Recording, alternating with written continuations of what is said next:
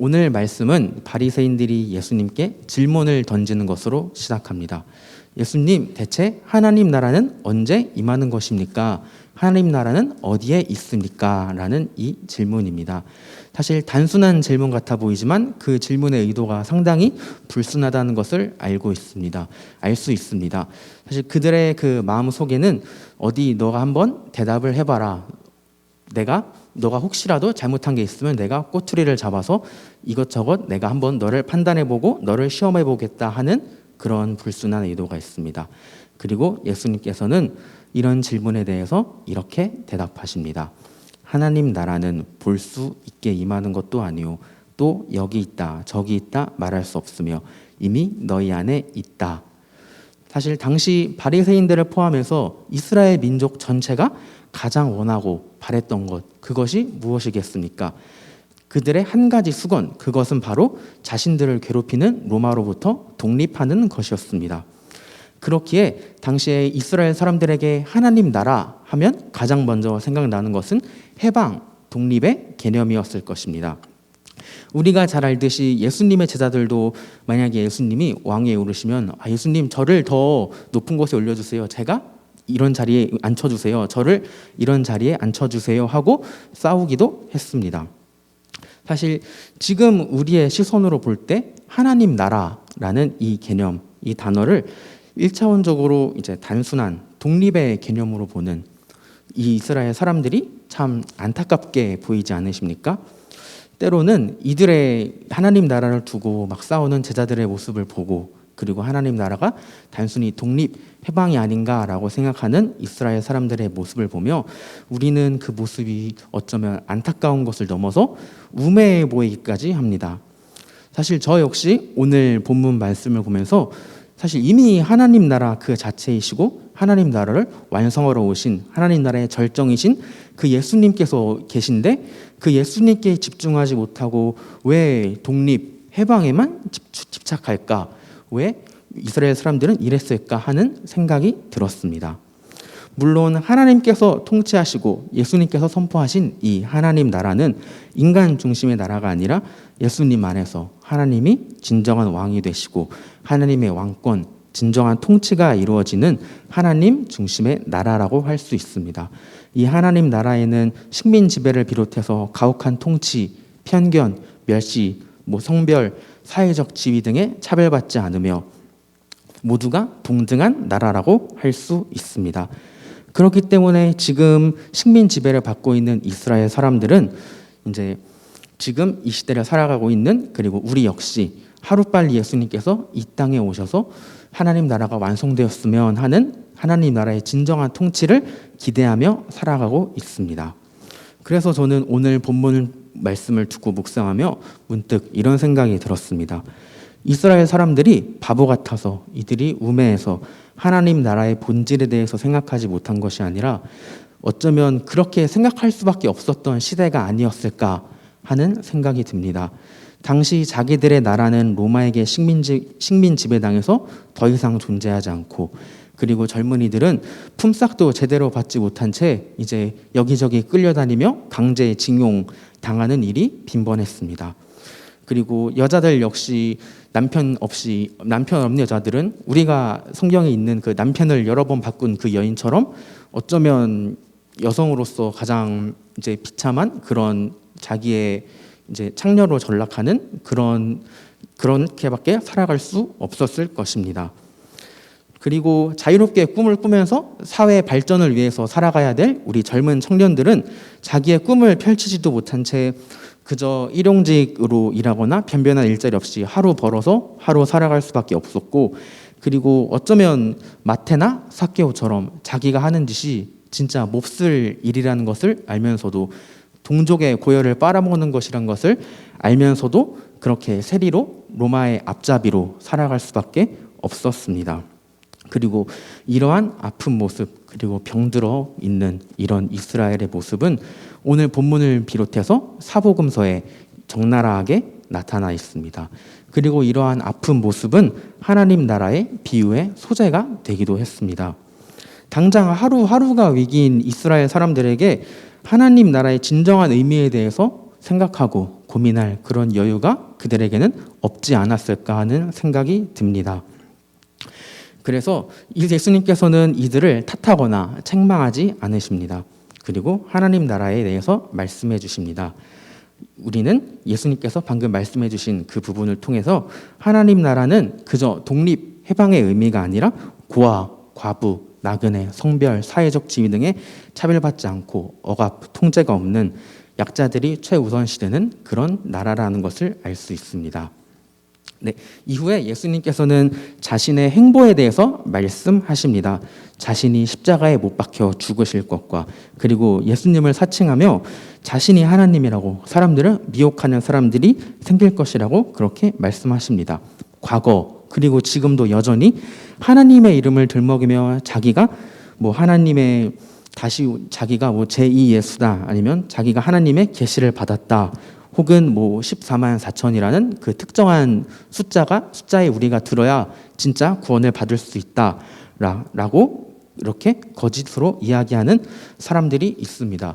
사실 우리가 볼 때는 너무나 터무니없고 그리고 황당한 이야기이지만 안타깝게도 지금 많은 사람들이 이들의 꼬임에 넘어가서 이들을 추종하고 있습니다. 특히 그 14만 4천을 외치는 그 특정 단체의 젊은이들이 너무나 많이 포교당해 있습니다.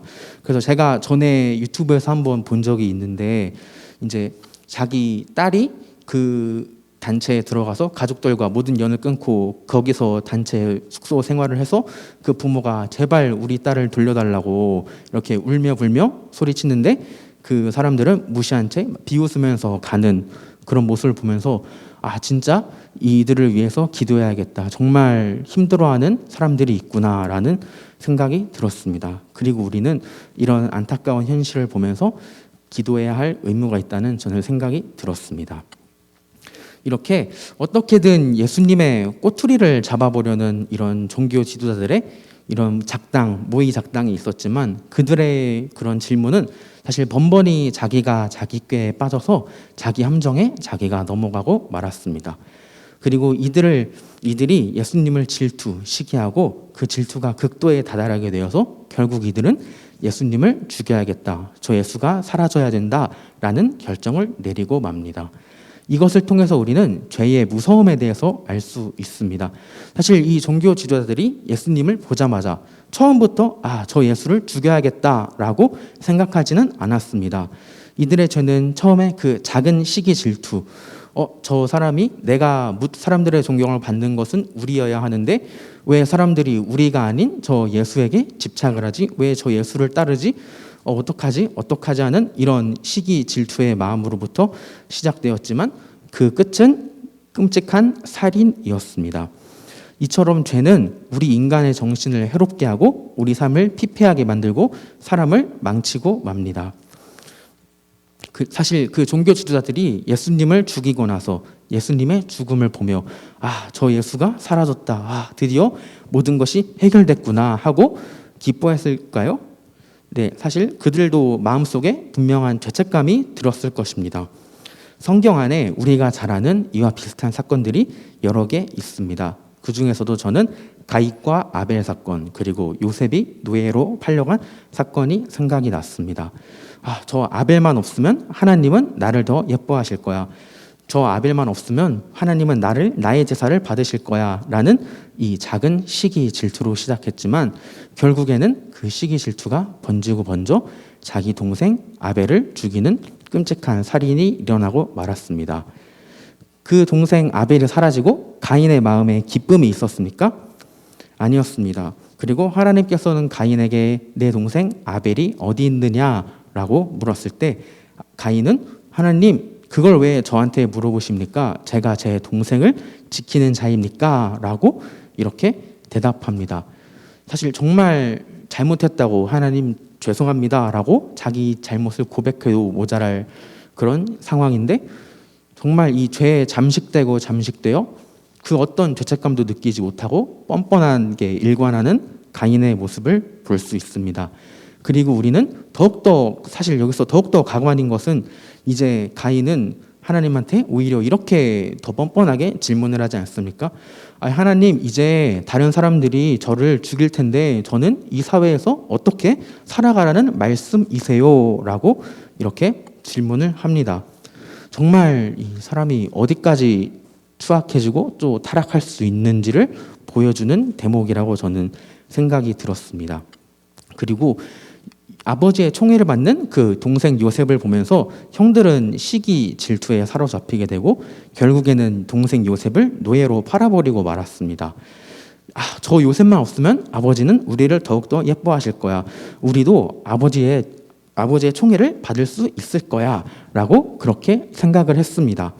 그렇지만 형들의 생각과 달리 그 죄로 인해서 그 동생 요셉이 사라지자 아버지 야곱은 식음을 전폐한 채 소위 말하는 정말 이 폐인이 되었고, 그리고 형들은 요셉을 만나기 전까지 그 죄책감, 우리가 동생을 노예로 팔아버렸구나 하는 그런 죄책감을 안고 살아야 했습니다. 그리고 그것으로 끝이 아닙니다. 아버지가 돌아가신 이후 형들은 이제 아버지께서 돌아가셨는데 요셉이 우리에게 복수를 하면 어떡하지 하는 그런 걱정에까지 사로잡히고 말았습니다. 사실 우리는 이것을 보면서 죄의 늪에 빠져서 자기 자신이 하나님의 형상이라는 것을 잊은 채 주위를 돌보지 않고 공존하지 않고 자기 자신만을 생각하는 그런 죄성을 볼 수 있습니다. 사실 이들 역시 하나님을 사랑하는 마음, 그 열심이 그 속에 있었지만 하나님의 나라를 보지 못했습니다. 우리는 오늘 말씀을 보면서 우리 자신을 점검해야 할 필요가 있습니다.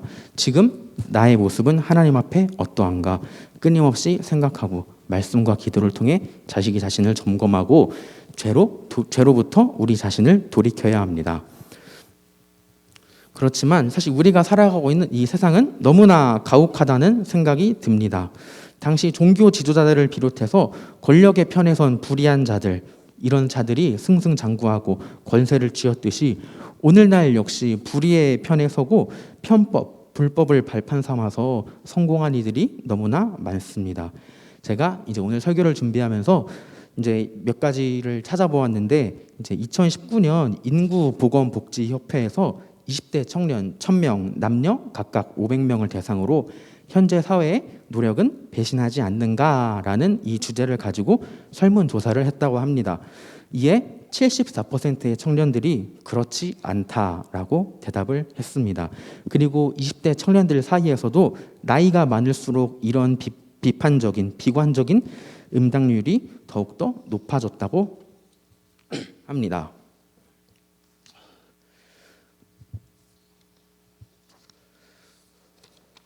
나아가 본인이 이제 이 사회의 불공정성을 겪었다는 그런 비관적인 응답도 74%나 됐다고 합니다. 그래서 불공정을 경험한 영역은 임금 차이와 같은 경제적인 부분, 취업 승진과 같은 부분, 진학 등과 같은 학업 관련 부분으로 나타났다고 합니다. 그리고 이제 출산 의향에 대해서도 설문조사를 했다고 하는데, 이에 60%의 청년들이 아이를 낳지 않겠다라고 이렇게 대답을 했다고 합니다. 그래서 아이를 낳고 싶지 않은 그 이유에 대해서 물어봤을 때 이 사회가 아이를 키우기 좋지 않아서, 그리고 내가 아이를 이렇게 잘 키울 수 있을지, 그리고 물질적으로 이런 걸 잘 서포트 해줄 수 있을지 걱정된다라는 이 두 가지가 청년들의 대답이었다고 합니다. 첫 번째 나온 이 사회가 아이를 키우기에 좋지 않아서, 이 단어가, 이 말이 20대 청년들에게 무엇을 의미하는 것일까요? 사실 20대 청년들의 입장에서 보면 세상이 나빠졌으면 나빠졌지 좋아질 것 같지 않고, 그리고 지금 내가 이렇게 차별당하고 사는데 나는 이미 차별당하고 사는 거 어쩔 수 없지만 내 자녀는 나처럼 차별당하며 살지 않았으면 하는 마음에서 그런 투표 결과가 나왔다고 할 수 있습니다. 이처럼 지금 이 세상은 너무나 뒤틀려 있고 너무나 병들어 있습니다. 그리고 여전히 이 땅에 불의가 가득합니다. 그리고 그 불의의 중심 가운데는 물질이 있습니다. 더 얻고 싶고 더 갖고 싶은 것이 인간의 욕망이고, 이 욕망은 지금 내가 원하는 것을 이루었다고 해서, 성취했다고 해서 해결되는 것이 아닙니다. 그리고 그 욕망을 실현하기 위해서 물불 가리지 않고 수단 방법 가리지 않고 온갖 방법을 동원하곤 합니다. 이제 저는 개인적으로 이제 사역을 시작하고 세상이 어떻게 돌아가는지는 알아야겠다라는 생각이 들어서 하루에 한 번은 이제 그 네이버라는 사이트에서 뭐 경제, 사회, 시사 이런 종합 뉴스들을 살펴보고 있습니다. 그 중에서 이제 작년부터 꾸준하게 기사로 나오는 것들이 있었는데 사기가 있었는데 혹시 유사 자문업체라고 들어보셨습니까? 이제 취업도 힘든 그런 20대 청년들 그리고 이제 막 퇴직을 한 퇴직금을 가지고 이제 인생을 노후를 준비하는 그런 중년층들이 그 주된 피해자라고 합니다. 이들의 이런 불안한 심리를 이용해서 자기들에게 이제 회비를 내면 이런 뭐 투자에 일가견이 있는 우리 대표님이 그리고 우리 회사 전문가들이 이제 수익을 안겨줄게요라고 이렇게 조건해서 자신들에게 이제 회비를 내도록 가입하게 만들고 이제 가입하면 그 뒤에는 이제 그들이 말한 것과는 달리 뭐 자기 말한 대로 사고 팔았는데 안 되면 연락을 받지 않거나 아니면 이것은 우리 뭐 대표님이 한 게 아니라 개인이 한 거라서 우리가 보상해 줄 수 없어요라고 이렇게 모르쇠로 일관한다고 합니다. 그래서 더욱더 좀 안타까웠던 건 그래서 이제 사기당한 이 피해자들이 이제 해지해야겠다라고 전화를 걸면 이제 해지를 못하도록 막 이리저리 전화를 돌리고 막고 해서 그 해지에 성공하면 그 해지에 성공한 직원에게 오히려 그 인센티브 보너스를 준다고 그렇게 제가 이야기를 들었습니다. 진짜 이런 뭐 과거부터 지금까지 뭐 사기는 꾸준히 있었지만 사실 이런 식의 사기는 진짜 우리가 볼 때 너무나 안타깝고 그리고 정말 보는 사람으로 하여금 진짜 끔찍하다라는 생각밖에 들지 않습니다. 사람을 사람으로 보는 것이 아니라 그저 내 인센티브를 챙겨줄 사람, 내 인센티브를 챙길 도구, 수단으로밖에 보지 않았기 때문에 이런 결과가 나온 것입니다. 이렇게 참 안타까운 세상 속에서 우리는 한 가지 소망을 안고 살아가야 할 필요가 있습니다. 그것이 바로 하나님 나라를 소망하는 마음입니다. 우리 주님께서 다시 오실 그날, 재림의 날, 하나님 나라가 완성되는 그날이 지금은 여전히 세상이 타락하고 불의의 편의 선자들, 악한 자들이 권세를 얻고 등등해 보이지만 언젠가는 그 날이 분명히 올 것입니다. 이때 우리가 할 수 있는 것은 마라나타 마라나타 주 예수여 오시옵소서 하고 다시 오신 그 주님을 맞이하는 것입니다. 이것이 바로 우리의 본분입니다. 하나님께서는 이 세상을 아주 완벽하게 창조하셨습니다. 하지만 인간은 스스로 하나님이 되고 싶어하는 그런 욕심, 욕망을 이기지 못해서 하나님을 배반하고 말았습니다. 이로 인해 인간은 사단의 종 노릇할 수밖에 없는 사단의 지배 아래 놓이게 되었습니다. 그리고 그 사단은 우리 인간을 끝없이 부추겨서 죄를 짓도록 만들고 어떻게든 하나님과 멀어지도록 만듭니다. 그리고 인간은 자기가 지은 죄, 이 죄를 책임질 수 없기 때문에 다시 깨끗하게 할 수 있는 그 능력이 없기 때문에 죽음을 맞이할 수밖에 없습니다. 이런 우리를 위해서 바로 예수님께서 이 땅에 내려오셨고 그리고 우리 죄를 대신해 십자가에 못 박혀 죽으셨습니다. 예수님께서는 우리가 더 이상 사단의 지배 아래 죄의 종로를 타는 것이 아니라 하나님 사단으로부터 벗어나서 다시 하나님 나라의 백성이 되고 하나님 나라에 들어가고 하나님 나라를 완성하는 그 일꾼이 되기를 원하십니다. 예수님께서 이 땅에 오신 목적입니다. 우리는 더 이상 사단 마귀의 지배 아래 있지 않습니다. 시기, 질투, 다툼, 미움 등 사단이 주는 악한 마음을 우리 마음속에서 버려야 합니다. 혹시 죄를 짓고 있다면 돌이켜 다시 하나님께 우리는 돌아가야 합니다. 인간의 창조 목적은 서로를 지배하려 들고 다른 사람을 그저 내가 성공할 수 있는 수단으로 삼는 그런 목적이 아닙니다. 우리의 진정한 주인이시고 이 땅의 창조자이시고 하나님 나라를 통치하시는 그 주권자이신 하나님을 섬기며 하나님의 이름을 높이고 하나님과 교제하는 것이 우리 인간의 진정한 창조 목적이라고 할 수 있습니다. 인간적인 마음으로 볼 때는 우리가 이것만 있으면 저것만 있으면 하는 그런 마음이 들고 우리 안에 여전히 사단이 이런 유혹을 주지만 세상 그 어떤 것도 우리에게 진정한 행복, 만족감을 줄 수 없습니다. 타락한 자기 자신의 과거, 사단의 종노를 했던 자신의 과거를 인정하며 죄인된 모습, 그 누구에게도 보여주기 싫은 숨기고 싶은 그런 자기의 부끄러운 모습을 하나님 앞에 온전히 드러내고 겸손한 모습으로 나아갈 때 하나님은 이런 우리를 책망하지 않으시고 따스히 안아주십니다. 그리고 우리에게 손을 내밀어 주십니다. 그리고 우리는 하나님의 이 손을 잡을 때 진정한 행복, 진정한 만족을 얻을 수 있습니다. 그리고 우리는 우리에게 주어진 이 특권을 누리며 살아가야 합니다. 그렇다면 이 특권은 어떻게 하면 누릴 수 있을까요? 이 특권은 지금 이만 하나님 나라를 즐기며 살아가는 사람만이 누릴 수 있습니다. 하나님 나라는 하나님의 임재 가운데 거룩하게 살아가기 원하는 이들을 위한 곳입니다. 반대로 죄를 사랑하고 죄아벗하며 하나님을 피해서 몰래 죄를 즐기고 싶은 그런 사람들은 도저히 있을 수 없는 곳이 바로 하나님 나라입니다. 그래서 하나님 나라는 죽어서 가는 그저 다른 차원의 공간이 아니라 살아서 누릴 수 있는 공간입니다. 그리고 하나님 나라는 이 땅에 임했습니다. 지금 이만 이 하나님 나라를 누리고 그리고 즐기는 사람만이 영원한 하나님의 나라를 자유롭게 만끽할 수 있습니다. 그래서 교회라는 이름으로 모인 우리는 하나님 나라를 증거하며 살아갈 의무가 있습니다.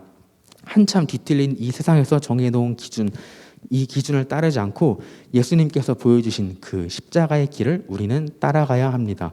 왜냐하면 우리는 우리를 통해서 이 세상 가운데 하나님의 이름을 증거하고 하나님의 나라를 완성시켜가야 할 의무가 있기 때문입니다. 우리가 하나님 나라를 완성시킬 수 있는 그런 존재이기 때문입니다. 이전에는 우리가 사단의 지배 아래 사단의 종로를 탈 수밖에 없었지만 이제는 예수님을 따르고자 하는 십자가의 길을 따라가기 원하는 그 우리를 세상에 막을 수 없고 사단 마귀가 더 이상 우리를 통제할 수 없습니다. 그렇기 때문에 우리는 하나님 나라를 사랑하고 그리고 하나님 나라를 완성시킬 수 있는 일꾼으로서 그 역할을 감당할 수 있습니다. 네, 기도하겠습니다. 하나님